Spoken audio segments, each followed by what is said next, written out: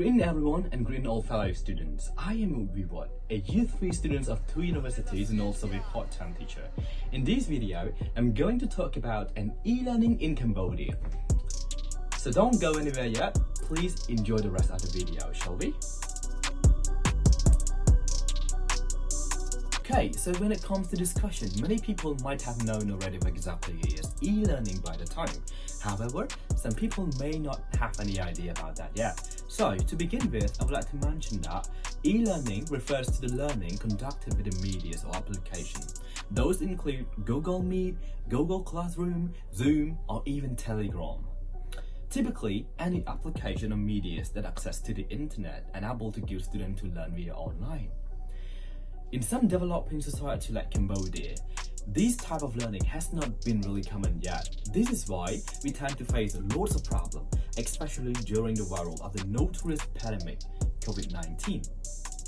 The government of Cambodia has declared to let all students start to learn via online since February. Obviously, it has been about 6 months already since all Cambodian students have to study online. Sadly, some students have given up on their study due to the difficulty they have faced during the time.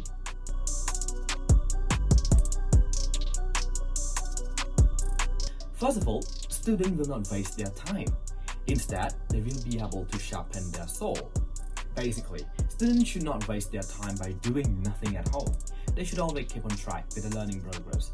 Therefore, online learning is the best option to have them practicing despite not being able to go to school. Second, say no to boredom. It is true that lots of eggs are dropped during the e-learning. As a result, students do not have to concern about having nothing to do during the time. Well, they could actually enjoy some other online entertainment like YouTube. But I believe that boredom can be reduced by not only the entertainment, but also responsibilities.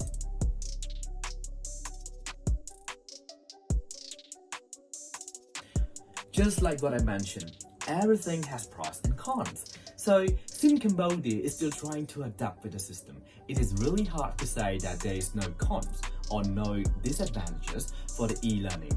The most common disadvantage is the adaptation in this teaching method.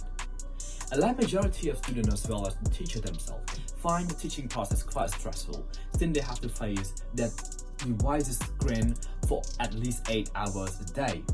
Also, some students do not know how to use the required application. These lead to a lack of motivation and eventually laziness. Consequently, they drop out of the school.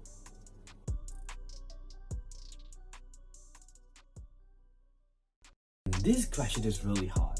This is quite hard to answer, to be honest, since it is a rule of thumb that we should not force people to do things that they are not willing to do.